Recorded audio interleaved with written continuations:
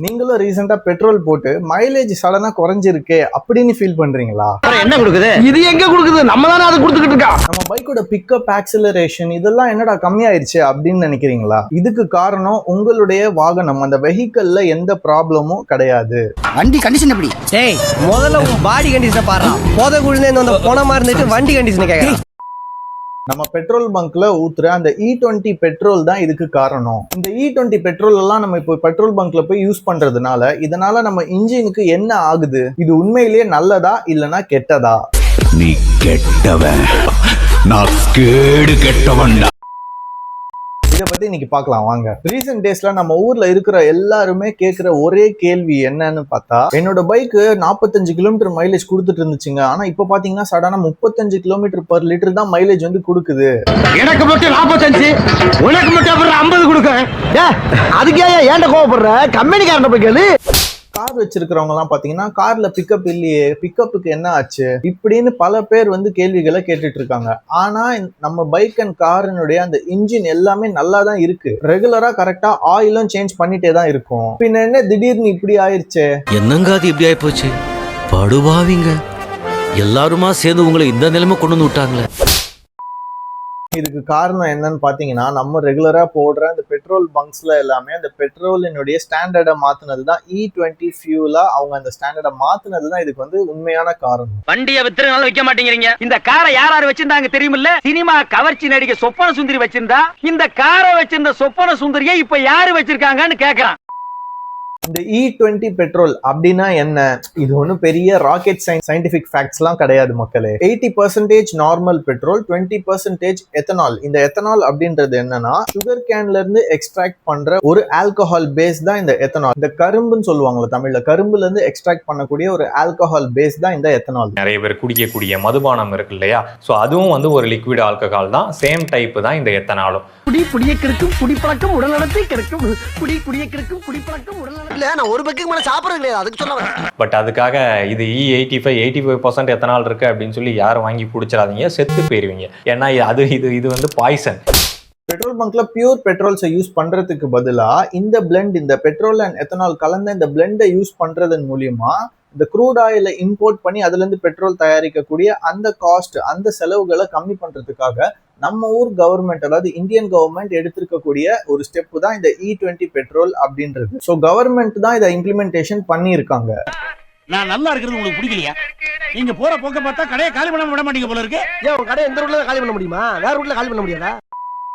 ஒரு சின்ன எக்ஸாம்பிளை வச்சு நம்மளால இதை ஈஸியா புரிஞ்சுக்க முடியும். என்னன்னு பாத்தீங்கன்னா, ஒரு பாலுல 80% பாலும் 20% தண்ணியும் அதுல நம்ம கலந்தோம் அப்படின்னா அந்த பாலினுடைய திக்னஸ் பாத்தீங்கன்னா கொஞ்சம் கம்மியாகும். ஸோ அதே சேம் திங் தான் இங்கேயும் நடக்குது. எத்தனால் ஃபியூலோட எனர்ஜி டென்சிட்டி பெட்ரோலை விட 30% கம்மியானது. சாதாரணமா ஒரு பெட்ரோல் நம்ம வண்டிக்குள்ள அந்த இன்டர்னல் கம்பஷன் இன்ஜின் சொல்லுவாங்க, ICE இன்ஜின் சொல்லுவாங்க, நம்மளுடைய இன்ஜின்ஸ் எல்லாம் அதுக்குள்ள எரியும் போது கிடைக்கிற எனர்ஜி எத்தனால் எரியும் போது அதே சேம் அமௌண்ட் ஆஃப் எனர்ஜி கிடைக்கிறது கிடையாது. ஸோ அதனாலதான் நம்மளுடைய இன்ஜின்குள்ள என்ன நடக்குதுன்னு பாத்தீங்கன்னா, அந்த நார்மல் பெட்ரோலை வந்து உள்ள பர்ன் பண்ணும்போது தேவைப்படுற அந்த எனர்ஜி, கிடைக்கக்கூடிய அந்த எனர்ஜி எத்தனால் கலந்த பெட்ரோல் எரியும் பொழுது அதிகமான பெட்ரோல் தேவைப்படுது. அதே அமௌண்ட் ஆஃப் எனர்ஜியை உள்ள ப்ரொடியூஸ் பண்ணி வண்டியை நகர்த்துறதுக்கு அந்த நம்மளுடைய இன்ஜின்ஸ்க்கு எல்லாத்துக்கும். அதனாலதான் அதிகமான பெட்ரோல் வந்து இங்க செலவாகிறதுனால நமக்கு மைலேஜ் வந்து குறைஞ்சிருது, டிராப் ஆயிடுது. எங்க ஊர்ல இருக்க அத்தனை பேருமே இந்த வண்டி தான் வச்சிருக்கேன். எவனை கேட்டாலும் 45 தான் கொடுக்குது, 45 தான் கொடுக்குங்கிறான்.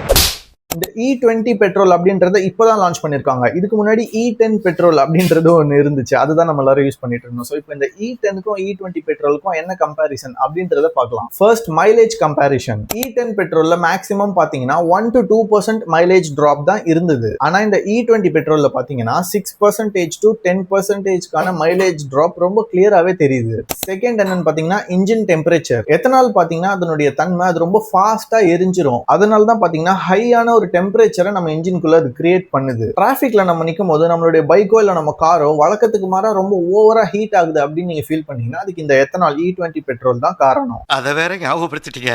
நெஞ்சமெல்லாம் பொண்ணா இருக்கு தம்பி, மறக்க முடியல. தேர்ட் என்னன்னு பாத்தீங்கன்னா வாட்டர் அப்சார்ப்ஷன், இத ஃபேஸ் செப்பரேஷன் அப்படின்னு சொல்லுவாங்க. எத்தனாலுக்கு மாய்ஸ்சர், நம்ம காத்துல உள்ள ஈரப்பதத்தை உறிஞ்சிக்கக்கூடிய அந்த தன்மை இருக்கு, அந்த ப்ராப்பர்ட்டிஸ் வந்து எத்தனால் கிட்ட இருக்கு. தமிழ்நாட்டுல இருக்கிற இந்த கோஸ்டல் ரீஜன், கடற்கரை பகுதிகளில் பாத்தீங்கன்னா காத்துல ஈரப்பதம் அதிகமாவே இருக்கும். ஸோ இந்த எத்தனால் என்ன பண்ணணும்னு பாத்தீங்கன்னா நம்ம டேங்குக்குள்ள இருக்கிற அந்த காத்துல இருக்கிற ஈரப்பதத்தை உறிஞ்சு டேங்க், பெட்ரோல் டேங்கினுடைய அடித்தட்டுல பாட்டம்ல அந்த தண்ணியை போயிட்டு சேகரிச்சு நிக்க வச்சிரும். இதுக்கு பேர் தான் ஃபேஸ் செப்பரேஷன். அந்த பெட்ரோலும் தண்ணியும் தனித்தனியா பிரிஞ்சு நிக்கும். சித்தப்பு நீங்க எப்ப வந்தீங்க? என்ன நீ பார்க்கவே இல்லையா? இல்லையா சித்தப்பு? இப்போ உங்ககிட்ட இந்த BS3, BS4 இல்லைன்னா BS6, அதாவது 2023 முன்னாடி ரெஜிஸ்டர் ஆன இந்த வெஹிக்கல்ஸ் உங்ககிட்ட இருந்தா நீங்க தான் ரொம்ப கேர்ஃபுல்லா இருக்கணும். இந்த E20 பெட்ரோல்னால என்ன டேமேஜஸ் ஆகும் அப்படின்னு பார்த்தா ரப்பர் அண்ட் பிளாஸ்டிக்ஸ் எல்லாம் டேமேஜ் ஆகும். இந்த ஓல்டு வெஹிக்கல்ல எல்லாம் யூஸ் பண்ணிருக்கிற ரப்பர் ஹோசஸ், ஃபியூல் லைன்ஸ், இதெல்லாம் பாத்தீங்கன்னா இப்போ வரக்கூடிய இந்த E20 எத்தனாலுக்கு ஏத்த அந்த ஒரு ஸ்பேர் பார்ட்ஸை வந்து யூஸ் பண்ணலாம் அந்த வண்டியில எல்லாம். அதாவது எத்தனால வந்து ரெசிஸ்ட் பண்ணாது. இந்த 20% எத்தனால ரெகுலர் நம்ம பெட்ரோல் பங்க்ல போயிட்டு நம்ம வண்டியில ரீஃபில் பண்ணிட்டே இருக்க சொல்ல கண்டினியூஸா அந்த எத்தனால் வந்து இந்த ரப்பர், இந்த சீலண்ட், இந்த ஃபியூல் லைன்ஸ்ல எல்லாம் படும்போது அந்த ரப்பர் ரொம்ப ஹார்ட் ஆகி கிராக் ஆகி லீக் ஆக ஆரம்பிச்சிடும். அந்த பெட்ரோல் டேங்க் உள்ளேயே இது நடக்கும். அது மட்டும் இல்லாம நம்ம பெட்ரோல் டேங்க்குள்ள இருக்கிற அந்த ஃபியூல் பம்பும் கார்பரேட்டர், அதாவது ஃபியூல் இன்ஜெக்ஷன் சிஸ்டமா இருந்தாலும் சரி, கார்பரேட்டரா இருந்தாலும் சரி, இதெல்லாம் துருப்பிடிக்க ஆரம்பிக்கும். நம்ம மெட்டல் டேங்க்கு அடியில நான் சொன்னல பாட்டம்ல தண்ணி வந்து செப்பரேட்டா பிரிஞ்சு பெட்ரோல்ல இருந்து பிரிஞ்சு நிற்கும் பொழுது அந்த பெட்ரோல் டேங்கினுடைய இன்னர் லேயர், உள் பகுதி இருக்கு பாத்தீங்களா, அது வந்து ஈஸியா ரஸ்ட் ஆகும், அதாவது துரு பிடிச்சிரும். ஃபியூல் இன்ஜெக்ஷன் சிஸ்டம் இருந்தா அந்த இன்ஜெக்டர் வந்து பிளாக் ஆகும்.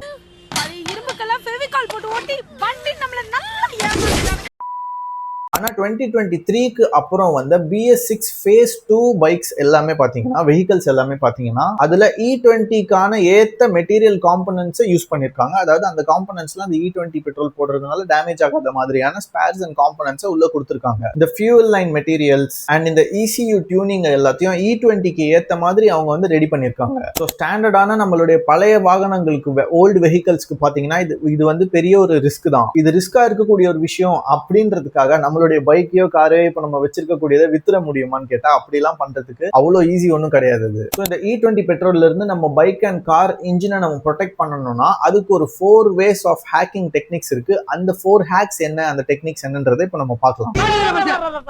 இப்படியே பேசிக்கிட்டே இருந்தா என்னடா அர்த்தம்? எது பெருசுன்னு அடிச்சு காட்டு.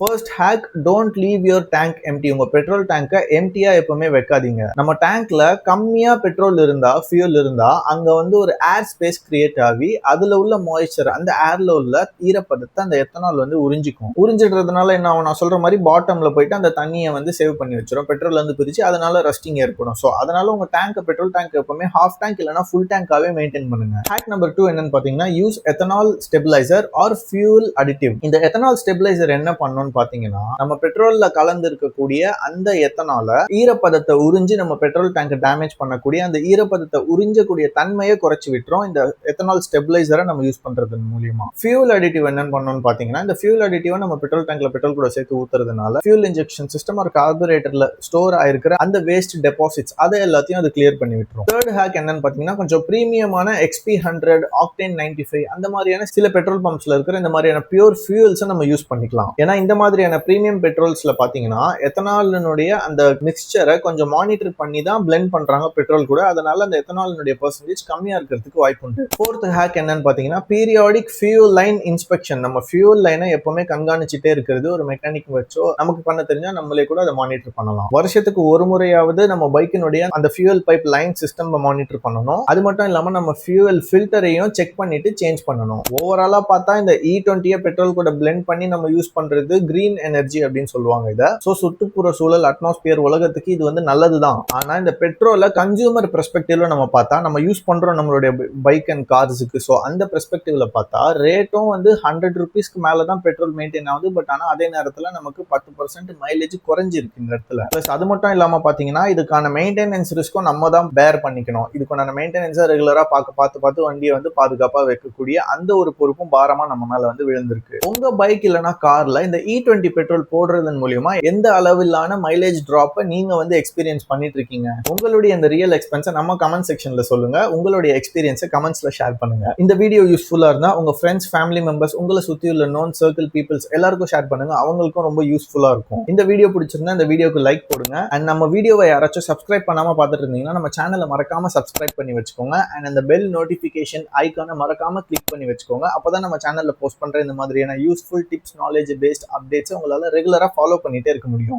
டிப்ஸ் அண்ட் அப்டேட்ஸ்க்கு நம்மளுடைய வாட்ஸ்அப் சேனல் லிங்க் டிஸ்கிரிப்ஷன்ல இருக்கு. சேனல்ல ஜாயின் பண்ணிக்கிட்டீங்கன்னா உங்களுக்கு தேவையான யூஸ்ஃபுல்லான business tips, updates and artificial இன்டெலிஜென்ஸை வச்சு எப்படி ஏர்ன் பண்றது அப்படின்றதுக்குண்டான யூஸ்ஃபுல்லான இன்ஃபர்மேஷன்ஸை நீங்க ஈஸியா ரிசீவ் பண்ணிக்கிட்டே இருக்க முடியும்.